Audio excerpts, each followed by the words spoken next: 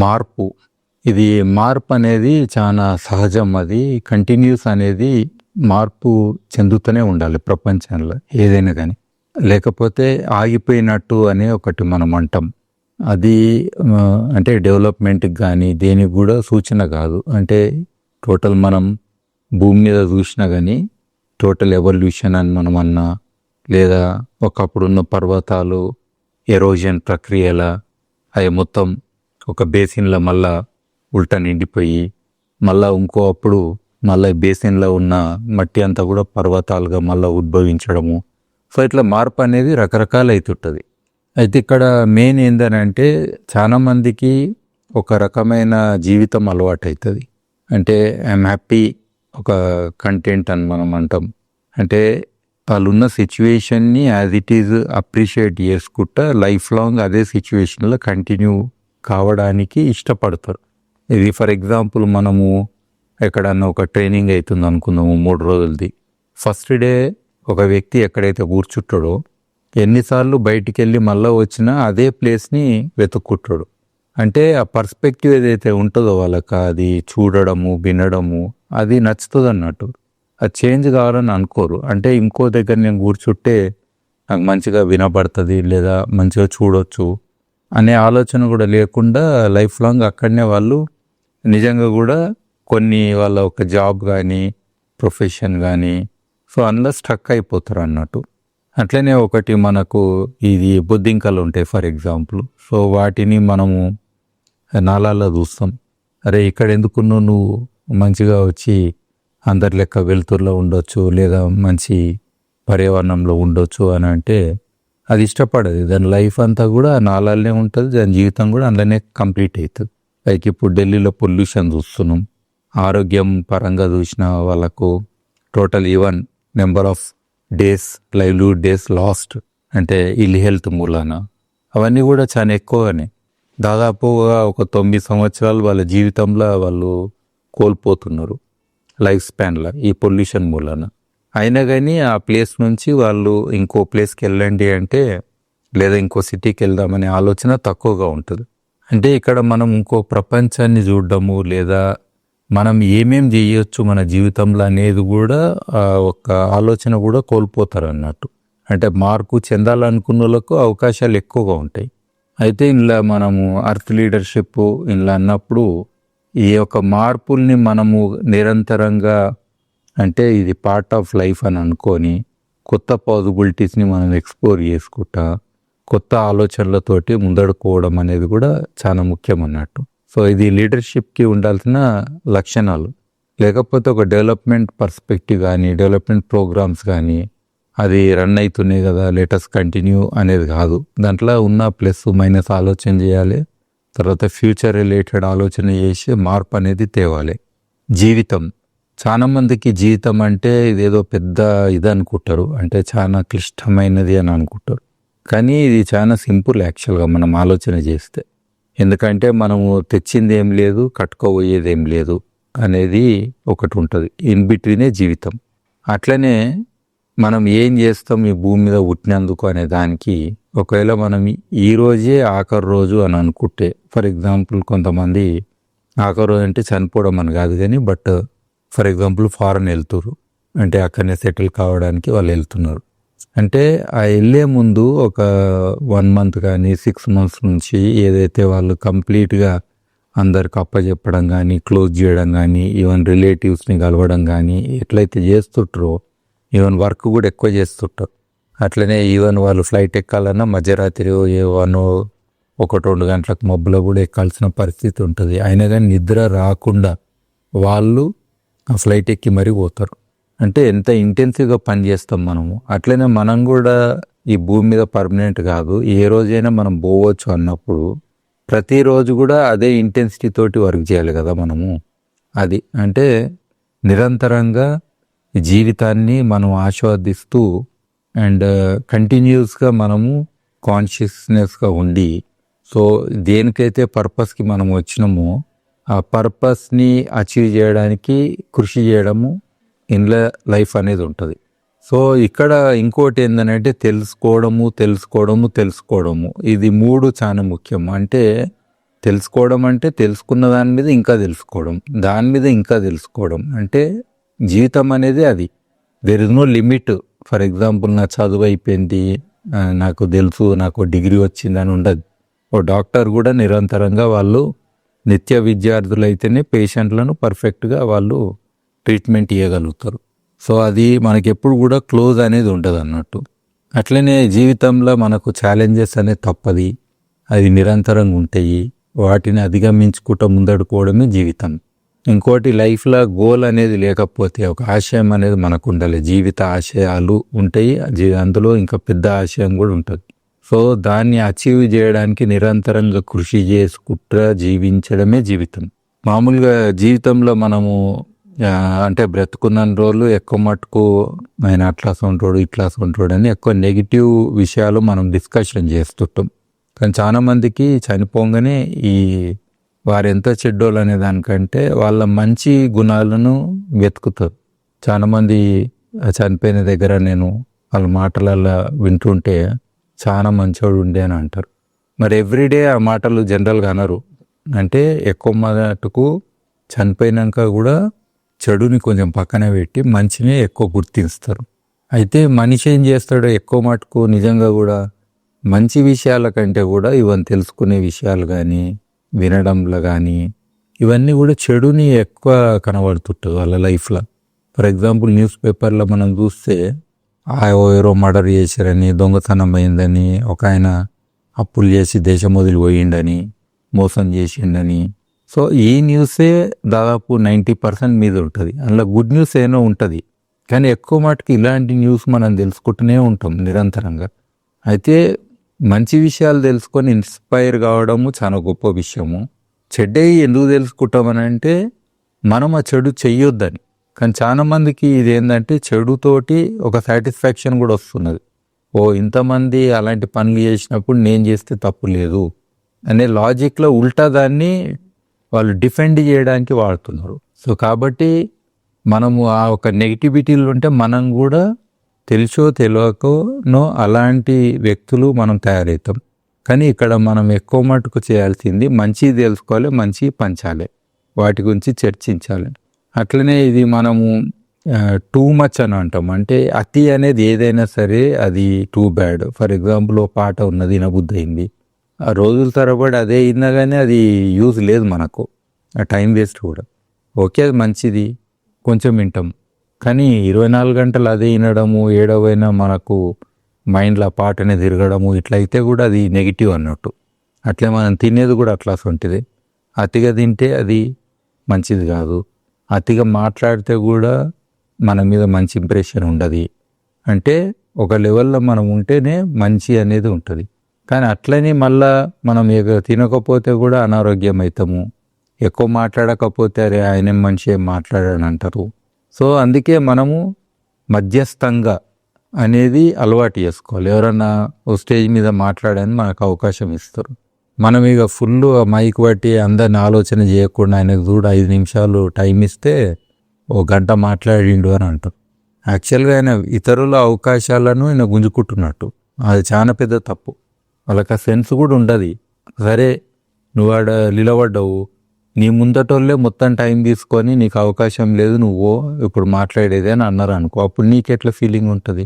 So ఇది too much అనేది I think కొంచెం తగ్గించుకోవాలి. అట్లా సొంటోళ్ళు వీళ్ళను మైకు వీరులు అంట. నేను మామూలుగా గ్రీకు వీరులు అనే ఒక పాట ఉన్నది.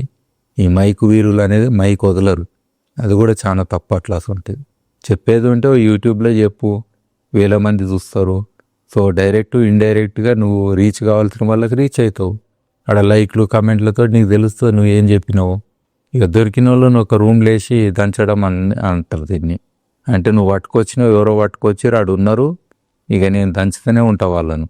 అంటే ఎడతెరిపి లేకుండా వర్షం పడ్డది అంటాం కదా, ఆ టైపు. ఇదేం లాజిక్? మొత్తం ఇంకా అందకుంటే సరే అయిపోయింది అని మనకు ఒకటి అనిపిస్తుంటుంది. అంటే మాటలు అయిపోయినాయి అన్న కాడికి తెస్తారు. మళ్ళీ సడన్గా వర్షం ఆగింది అన్నాక సడన్గా వర్షం పడ్డట్టు మళ్ళీ మొదటికి వస్తారు. ఇంకేనో థ్రెడ్ దొరుకుతుంది, అది పట్టుకొని మళ్ళీ మొత్తం కథ చెప్పుకుంటూ పోతారు.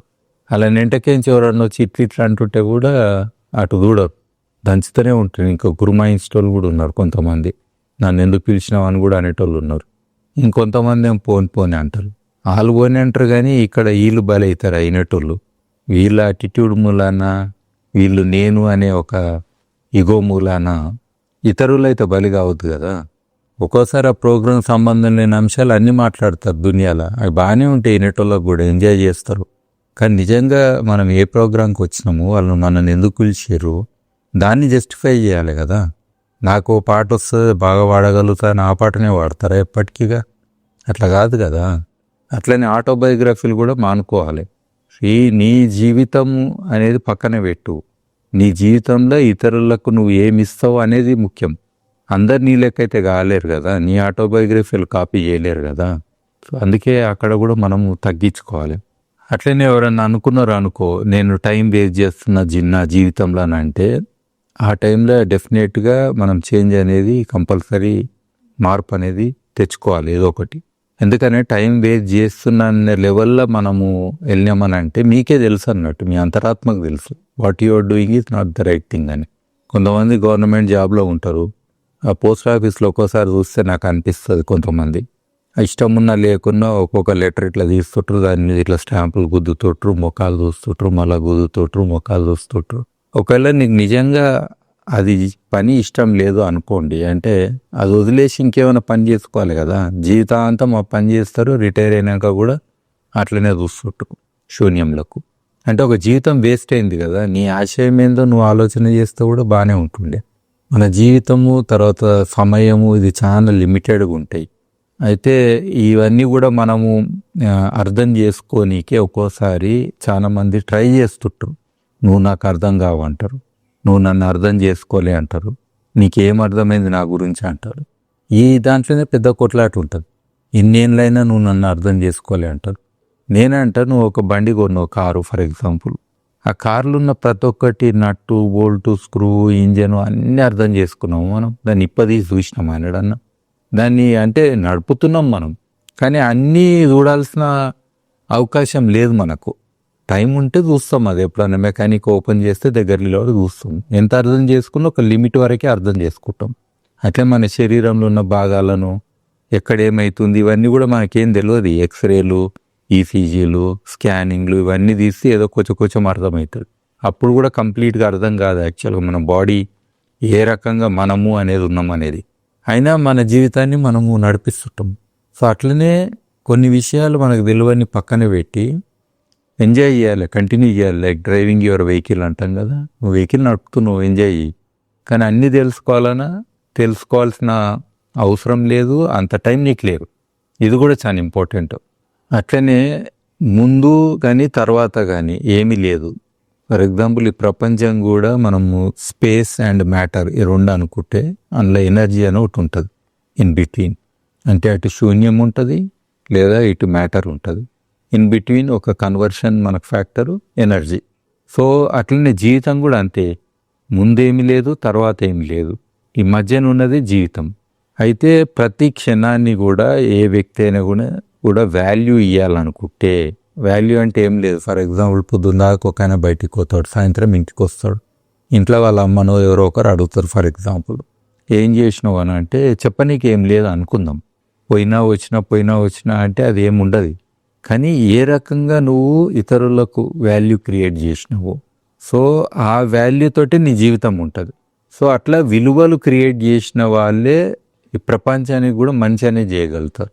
అయితే ఇక్కడ ఇవ్వడం అనేది కంప్లీట్ మీనింగ్ జీవితంలో. ఇది చాలా ముఖ్యం. ఇవ్వడము, పంచడము నిరంతరంగా. ఫర్ ఎగ్జాంపుల్ మంచి విషయం మనకు తెలిసింది, అది నలుగురికి చెప్పాలి.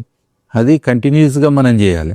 ఫర్ ఎగ్జాంపుల్ మన క్లాస్లో ఓ ఫ్రెండ్ ఉంటాడు, ఆయనకోటి మంచి ఆన్సర్ అర్థమైంది, మంచిగా అర్థమైంది, అది వేరే వాళ్ళకి అంత ఈజీగా అర్థం కాలే. వేరే ఫ్రెండ్స్కి ఎక్స్ప్లెయిన్ చేసిండు అనుకో, చాలా మంచిది. ఒకవేళ వ్యక్తి అనుకున్నాను అనుకో, నేను వీళ్ళకి ఎక్స్ప్లెయిన్ చేస్తే వాళ్ళకి ఎక్కువ మార్కులు వస్తాయి కదా, వస్తే నేనే టాపర్ కావాలి అని అనుకుంటే అది స్వార్థం. అట్లాంటి ఎప్పుడు బుక్ ఇయ్యరు, నా వాళ్ళకి అర్థమైంది కూడా ఇతరులకు చెప్పారు. నాకు కూడా అర్థం కాలే, నాకు ఎన్ని మార్కులు వస్తాయి తెలియదు, ఏదో రాసిన, ఇట్లా వాళ్ళు అంటే డైలాగులు కొడతారు. అందుకే ఎడ్యుకేషన్ సిస్టంలో షేరింగ్ అనేది ముందు పెట్టాలి.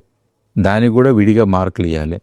ట్యూషన్లో అంటే టీచర్లు చెప్పేదే కాదు, స్నేహితులతోటే కూడా చాలా లెర్నింగ్ ఉంటుంది. మంచి చెడు కూడా మనం అట్లనే నేర్చుకుంటాం. అందుకే కాలేళ్ళు స్కూల్ వెళ్ళే దాంట్లో గురువు చెప్పే విద్యనే కాకుండా ఇతరులతోటి మనం ఎట్లా జీవించాలి, ఒక కంపాషన్, ఒక లవ్, ప్రేమ, ఇట్లా రకరకాలు ఉంటాయి. ఇవన్నీ కూడా మనం అర్థం చేసుకోవడమే ఎడ్యుకేషన్లో భాగం. అయితే సమయం కూడా చాలా ముఖ్యం మనకు జీవితంలో. సో చాలామంది ఏమంటారు, నాకు టైం లేదు అంటారు, లేదా తక్కువ టైం ఉందంటారు, లేదా టైం ఎక్కువ ఉందంటారు. సో ఇవన్నీ కూడా మనం చేసే ప్రయారిటీస్ ఒకటి ఉంటాయి. సమయాన్ని ఏ రకంగా విలువ మనం దాన్ని చూస్తాం అనే దాంట్లో ఇవన్నీ వస్తాయి. ఫర్ ఎగ్జాంపుల్, సిటీలో ఉన్న వాళ్ళకు టైం లేదు అనేది ఎక్కువ ఉంటుంది. నేను ఊర్లలో చూస్తే నన్ను పొట్లాట అవుతున్నా, మామూలుగా చెట్టు కింద ఒక ఆయన ఒట్లైన ఓ నాగలు చెప్తుంటే 10 మంది కూర్చుంటారు అది చూసుకుంటా. వాళ్ళకి ఏం అనిపించేది, అరే టైం వేస్ట్ అవుతుందని అనుకోరు. వాళ్ళకు ఓ రోజు కూడా చాలా పెద్దగా ఉంటుంది. ఈ పొద్దుగా లేచి ఊరికి మన సాఫ్ట్వేర్ జాబు ఇట్లా చేస్తారు కదా వాళ్ళు, క్యూబికల్ టు క్యూబికల్ అని. సో వాళ్ళకు టైం తక్కువ అనిపిస్తుంది. అప్పుడే వీకెండ్ వచ్చినట్టు ఉంటుంది, వీక్లో ఏం చేసినాం అనేది కూడా గుర్తుండదు. సో ఇది టైము ఉంది లేదు ఇదంతా కూడా రిలేటివ్ పదం మనకు, కానీ ఆస్వాదించడం అని ఒకటి ఉంటుంది. అది ఏ స్పేస్లో ఉన్నామనే దాంతో టైం అనేది కూడా మనకు రిలేట్ అయి ఉంటుంది. అఫ్కోర్స్ టైమ్ ఈజ్ మనీ అనేటోళ్ళకు ఆటోమేటిక్గా మనీ ఈజ్ మనీ అనే దాంట్లోకి పోతారు వాళ్ళు ఫైనల్గా. సో వాళ్ళు వేరే కేటగిరీ. అయితే ఇంకోటి కూడా మన జీవితంలో మన పాస్ట్ని అర్థం చేసుకోవడం, అంటే మన ఇన్నేళ్ళలో ఏం చేసినాం అనేది దాన్ని కూడా అర్థం చేసుకోవడం కూడా ముఖ్యము. తర్వాత ఇప్పుడు ఈ క్షణంలో ఏం చేస్తున్నాం అనేది కూడా చాలా ముఖ్యము. అట్లనే ఫ్యూచర్ కోసం ప్లానింగ్ చేయడం కూడా ముఖ్యం. 3 కూడా ఇంపార్టెంట్. అట్లని చెప్పి మనం పాస్ట్ మీద ఎక్కువ టైం స్పెండ్ చేయడం కూడా కరెక్ట్ కాదు ప్రజెంట్లో. ఎందుకంటే ప్రజెంటే యాక్షన్కి మనం ఇన్వెస్ట్ చేయకపోతే మళ్ళీ పాస్ట్లో కూడా దీని వాల్యూ ఏం క్రియేట్ చేయం, ఈ ప్రజెంట్ కూడా పోతుంది అన్నట్టు. కాబట్టి ఎక్కువ టైం నాకు తెలిసి వేచించేది మనము పాస్ట్ కంటే ఫ్యూచర్ కంటే ప్రజెంట్ మీద ఎక్కువ పెట్టాలి. వాటి గురించి కాన్షియస్ ఉండాలి. అది ఇప్పుడు కాన్షియస్ అని అంటే ఓవరాల్గా మన మైండ్లో అది ఉంటుంది ఎక్కనో దగ్గర. కానీ ఈ క్షణం అనేది చాలా ఇంపార్టెంట్. ఎందుకంటే పాస్ట్ అనేది చరిత్ర, ఫ్యూచర్ ఎట్లయినా ప్లానింగు, ప్రజెంట్ అనేది యాక్షన్. కాబట్టి ఇంకోటి జస్ట్ డూ ఇట్. నైకీ అనేది షూస్ ఉంటాయి, దాని మీద ఒకటి స్లోగన్ ఉంటుంది, జస్ట్ డూ ఇట్. ఇది చాలా ఇంపార్టెంట్. సింపుల్గా అనిపిస్తుంది కానీ చెయ్యి అంతే. ఇది చాలా మందికి లెథార్జీ అంటాం కదా మనం, అంటే చేయకుండా ఉండడానికి. ఉన్నోళ్ళకు ఇది రాసుకొని పెట్టుకోండి నాన్న. Thinking is not doing, planning is not doing, doing is doing. అట్లా జస్ట్ డూ ఇట్ అనేది కూడా చాలా ముఖ్యం. అల్టిమేట్గా జీవితం అనేది నిరంతరంగా ఒక కాన్షియస్నెస్ ఉండాలి, అర్త్ కాన్షియస్నెస్ అని ఫర్ ఎగ్జాంపుల్, అండ్ సంతోషంగా ఉండాలి. సో ఇది నేను అందుకే ఒక్కోసారి జోకింగ్లా అంటుంటా, చాలామంది సన్యాసులు అయినాక వాళ్ళ పేరు పక్కన ఆనంద అని పెట్టుకుంటారు. అంటే పేరు ముందు వచ్చి తర్వాత ఆనందాన్ని వస్తుంది. ఆనందం అంటే ఏంది, ఏ హ్యాపీనెస్సే కదా, ఒక రకంగా బ్లిస్ కదా. అంటే వాళ్ళ లైఫ్లో కూడా ఎన్నో కష్టాలు ఉంటాయి. సన్యాసి ఎందుకైనా అంటే ఆనందంలో ఉండనీకి, నిరంతరంగా ఆనందంలో ఉండనీకి. మరి సన్యాసులే ఆనందంగా ఉంటే మరి అన్నీ ఎంజాయ్ చేసే మీరు ఆనందంగా ఎట్లుండలేరు? వాళ్ళు అన్నీ వదిలేసిన వాళ్ళు ఆనందంగా ఉండగలుగుతారు. మీరు అన్నీ చవి చేసి చూసి మీరు ఆనందంగా ఎట్లుండలేకపోతారు? అయితే మనకు ప్రపంచం ఉన్నది. ప్రపంచంలో ఏంటంటే నిజం ఉన్నది, అబద్ధం ఉన్నది, నమ్మకం ఉన్నది, ఇమాజినేషన్ ఉన్నది, అంటే ఒక థింకింగ్, ఇవన్నీ కూడా ఉన్నాయి. అంటే ఒక కాల్పనిక శక్తి కూడా ఉన్నది. బట్ ఈ అన్నిట్లో కూడా మనము ఫైనల్గా ఆనందాన్ని వెతుక్కోవాలి. అట్లనే మంచిని చెడును కూడా మనము ఇన్ బిట్వీన్ తెలుసుకోవాలి. ఫర్ ఎగ్జాంపుల్ ఒక మూవీ ఉంటుంది, అవతార్ అనేది ఒక మూవీ. అది ఇమాజినేటివ్ వరల్డ్, కానీ మనము ఎంజాయ్ చేయడానికి అది చూస్తాం. ఇంకో వేరే ప్రపంచంలోకి పోతాం, వేరే ప్రపంచాన్ని కూడా మనం ఎంజాయ్ చేస్తున్నాం, అంటే ఒక కళలాగా. బట్ అల్టిమేట్గా ఎట్ ద ఎండ్ మీకు రియాలిటీ తెలుసు కదా. థియేటర్కించి బయటకు వచ్చినాక ఏది నిజము ఏది అబద్ధం అనేది అక్కడ అర్థమవుతుంది. అంటే చూసిందంతా అది నిజం కాదనేది కూడా తెలుస్తుంది. అంటే ఒక డైరెక్టర్ ఒక కాల్పనిక శక్తులకు మనం వెళ్ళిపోయినాం. అయితే ఒక గొప్ప ఫిలాసఫర్ కావాలని అంటే, సో ఈ యొక్క ఆలోచించే వ్యక్తి వాళ్లకు ఈ నిజాన్ని ఫిల్టర్ చేసే శక్తి ఉండాలి. ఇది చాలా ఇంపార్టెంట్. నిరంతరంగా వాళ్ళు ఫిల్టర్ చేయగలిగితేనే వాళ్ళు ఒక గొప్ప ఫిలాసఫర్ అవుతారు. ఎందుకంటే మిగతా చెత్తను తీసి పక్కకి వేయాలి. అయితే ఒక్కోసారి ఇది మన జీవితంలోనే ఒక పెద్ద టాస్క్ లాగా కూడా అయ్యి ఉంటుంది. అంటే నిరంతరంగా ట్రై చేస్తుంటాము, అయినా మళ్ళా ఈ కాంట్రడిక్షన్స్ వస్తూనే ఉంటాయి మనకు. ఫర్ ఎగ్జాంపుల్ రోడ్డు మీద మనం సాఫీగా పోతున్నామని అనుకుంటాం, ఆ గుంతలు వచ్చినప్పుడు అనిపిస్తుంది అయ్యో నేను గుంతను దూడలేదు అని. మళ్ళీ నెక్స్ట్ ఇంకో గుంత వస్తుంది, అది కూడా మిస్ చేయకుండా మళ్ళీ ఆ గుంతలకించే పోతాం మళ్ళీ. అంటే ఇది మనకు లైఫ్లో ఎంత నిజం తెలుసుకున్నా, ఎంత విజిలెంట్గా ఉన్నా, ఇవన్నీ కూడా మనకు తెలుసుకోలేనివి అంశాలు కూడా ఉంటాయి. సో గొప్ప ఫిలాసఫర్ కావాలని అంటే నిజాన్ని నిరంతరంగా తెలుసుకోవడమే అని ఇంకొక డెఫినేషన్ అని నేను ఒక రోల్ మోడల్ అని మనం అంటాం. అయితే ఇక్కడ ఏంటంటే మనము పిల్లలను ఎంకరేజ్ చేయడానికి, అంటే వాళ్ళు ఫ్యూచర్ లీడర్స్ కావాలి, ఒక మంచి సిటిజన్స్ కావాలి, ఇట్లా మనం అన్నప్పుడు వాళ్ళను వేరే వేరే కేస్ స్టడీస్కి మనము చెప్తుంటాం అన్నట్టు. అది ఎట్లుంటాయి అంటే ఫర్ ఎగ్జాంపుల్ పర్సనాలిటీస్, కొంతమంది వ్యక్తుల్ని మనం ఏమంటామంటే ఆ వ్యక్తి చూడు నిరుపేద కుటుంబంలో ఉండే, ఒక గ్రామీణ ప్రాంతంలో ఉండే, ఆయన గవర్నమెంట్ స్కూల్లోనే చదివిండు, చాలా కష్టాలతోటి అవన్నీ చేసి పిహెచ్డి ఇవన్నీ చేసిండు. ఇప్పుడు చూడు ఆయన ఒక మల్టీనేషనల్ కంపెనీకి సీఈఓగా ఉన్నాడు. అండ్ ఇప్పుడు ఆయన ఇన్కమ్ చూడు ఎన్ని 100 కోట్ల ఉన్నది అని ఒక మాట అంటాం. అండ్ ఆయనకు ఒక కంఫర్టబుల్ జీవితం ఉంది అని ఒక ఎగ్జాంపుల్ చెప్తాం పలానా గురించి. అట్లనే ఇంకో వ్యక్తి గురించి చెప్పేటప్పుడు ఈయన కూడా గ్రామీణ బ్యాక్గ్రౌండ్లో పెరిగిండు, తర్వాత ఆయన నిరుపేద కుటుంబం. ఈయన ఫారెన్ పోయిండు, ఒక పెద్ద జాబ్ ఉండే ఆయనకు, ఆడ ఇన్కమ్ కూడా చాలా ఎక్కువ ఉండే, కోట్లలో సంపాదిస్తుండే. ఆయన కూడా సీఈఓ ఆఫ్ కంపెనీ ఉండే. తర్వాత ఆయన ఏం చేసిండంటే అది వదిలేసి మళ్ళీ ఊరికి వచ్చిండు, ఊర్లో మళ్ళీ వ్యవసాయం చేస్తుండే అని ఇంకో ఎగ్జాంపుల్ చెప్తాం. అట్లనే ఇంకో వ్యక్తి ఒక మిడిల్ క్లాస్ ఫ్యామిలీ అనండి, ఆయన స్ట్రగుల్ చేసుకుంటూ చదివిండు, ఒక మంచి కాలేజీకి పోయిండు, ఆయనకు పెద్ద జాబ్ వచ్చే ఉండే, అంటే ఒక ఐఏఎస్ కూడా అవుతుండే. అండ్ సడన్గా ఆయన అవన్నీ వదిలేసి ఓ రోజు నేను ఈ యొక్క ప్రజల గురించి పనిచేస్తా, రూరల్ కమ్యూనిటీస్ కోసం పనిచేస్తా, లేదా పర్యావరణం గురించి పనిచేస్తా, ఇవన్నీ నాకు వద్దు అని అంటాడు. ఫర్ ఎగ్జాంపుల్ ఇంకొక వ్యక్తి, ఆయన ఎప్పుడు స్కూల్కి పోలేదు, ఆయన గ్రామంలో ఉన్నాడు, కానీ సుస్థిర వ్యవసాయం చేస్తున్నాడు. అంటే అటు ఏ రకంగా కూడా పర్యావరణానికి హాని చేయకుండా లోకల్ విత్తనాలు, లోకల్ ఉన్న జీవ వైవిధ్యము ఏదైతుంటే దాన్ని కాపాడుకుంటా ఆయన ఒక ఆదర్శ రైతుగా ఆయన ఇంత తింటుండు, నలుగురికి ఇంత తిండి పెడుతున్నాడు, తర్వాత సంతోషంగా ఉన్నాడు. అట్లనే ఇంకో వ్యక్తి చాలా కష్టపడ్డాడు, ఓ గవర్నమెంట్ జాబు కొట్టిండు అని అంటారు మన భాషలో. కొట్టిండేందో నాకు అర్థం కాదు, కానీ గవర్నమెంట్ జాబ్ తెచ్చుకుండు అంటారు, అట్లా కాకుండా కొట్టిండు అంటారు. సరే, ఒక వ్యవసాయ అధికారి అయ్యిండు, ఆయనకు ఆటోమేటిక్ ప్రమోషన్లు వస్తున్నాయి, ఆయనకు శాలరీ కూడా ఆటోమేటిక్ వస్తున్నది, ఆయనకు సెలవులు, లీవ్స్, ఎర్న్డ్ లీవ్, తర్వాత ఇన్సూరెన్సు, హెల్త్ కేర్ అన్నీ ఉన్నాయి. ఆయన ఇంకోటి రైతుల ఆత్మహత్యలు చేసుకున్న ఆయన జీతం ఎన్నడూ కూడా తగ్గలేదు. బట్ అయినా కానీ ఆయన లెవెల్ ఆఫ్ పొజిషన్ చాలా పెద్దగా ఉన్నది. అది ఒకవేళ పంటలు దెబ్బతిన్నా కానీ ఆయనకి ఏ సంబంధం లేదు. అట్లనే రైతులు అప్పులు చేసినా ఆయనకు అస్సలు సంబంధం లేదు.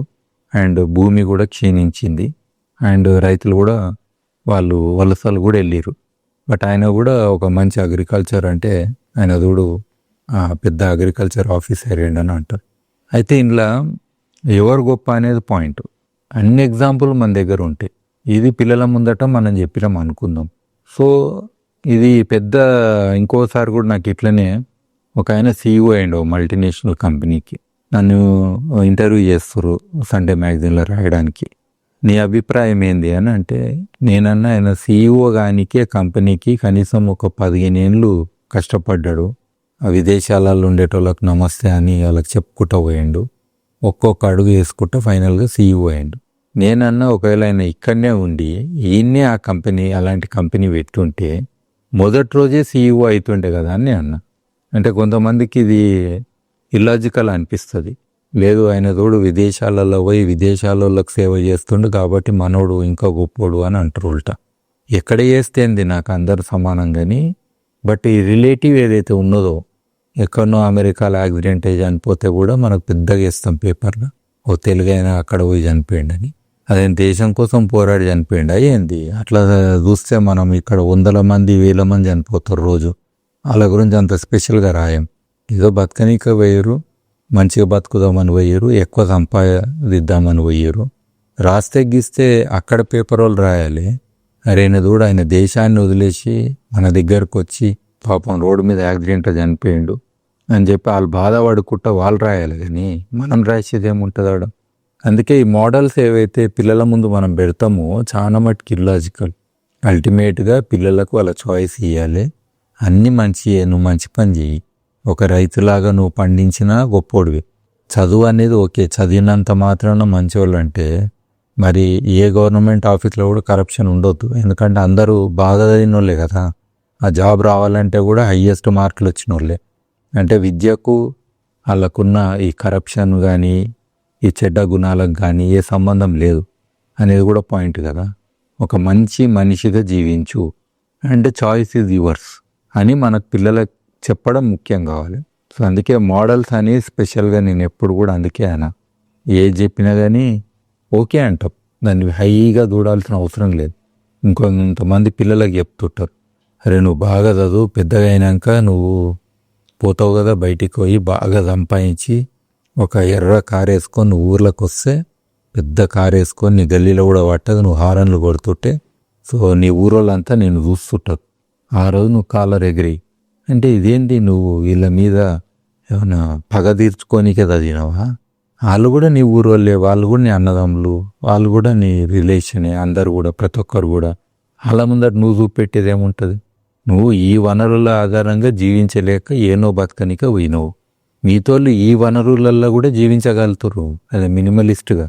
చాలా సంతోషం. నీ లెక్క అతిగా ఖర్చు పెట్టి ఈ global warming, climate change, even dependency అంటాం కదా, ఎంతోమంది నీకు సేవ చేస్తే కానీ నువ్వు ఆ పొజిషన్లో లేవు. అవన్నీ ఏం లేవు, వీళ్ళు సింపుల్గా జీవిస్తారు. సో వాళ్ళ మీద నువ్వు చూపెట్టేది ఏముంటుంది? నీగో నేను అనేది నథింగ్. అది అయితే ఏంది? మా అందుకోసం చదివినావు అయితే అంటే ఏదో మంచి చేద్దాం ప్రపంచానికి అని కాదు, నేను ఇతరులకు ఎట్లా చూపెట్టాలనే దానికి చదువుతున్నావా? పేరెంట్స్ కూడా అంటారు అందుకనే చాలామంది, అరే ఆ పిల్లగాడు చూడు మస్తు చదివిండు, నువ్వేం చేస్తున్నావు, అవలోగాని లెక్క తిరుగుతున్నావు. ఇదేం మాటలు నాకు అర్థం కాదు. ఎందుకు కంపేర్ చేస్తారు? నీ జీన్స్ ఆ జీన్స్ ఒకటి కాదు. నీకంటే మార్కులు ఎక్కువ వచ్చినాయి కదా నీ పిల్లలకు, సంతోషపడు, నీ జీన్స్ మించి వస్తున్నాయి. అట్లాగానే అప్రిషియేట్ చేయరు. తల్లిదండ్రులకు ఇంగ్లీష్ రాకపోతే పిల్లల మీద రుద్దుతారు, నువ్వు ఇంగ్లీష్లోనే మాట్లాడాలంట. ఇదేం లాజిక్? నేర్చుకో, అది కూడా లాంగ్వేజ్ అని మనం అనాలి. ఏ లాంగ్వేజ్లో మాట్లాడినా మనిషే కదా. అట్లుండు ఇట్లుండు అని చెప్పి ఇవంతా ఒకటి క్రియేట్ చేస్తారు. అందుకే ఈ యొక్క మోడల్స్ అనేది నేను చూస్తే చాలా ఫన్నీగా అనిపిస్తుంటుంది. నీవు జీవించు, నీవు నీలాగా జీవించు, నీ యొక్క టోటల్ ఫ్రీడమ్ తోటి నీ స్వాతంత్రం నీకు ఉండాలి, అదే అసలైన జీవితం. ఇది చెప్పండి పిల్లలకు చాలు.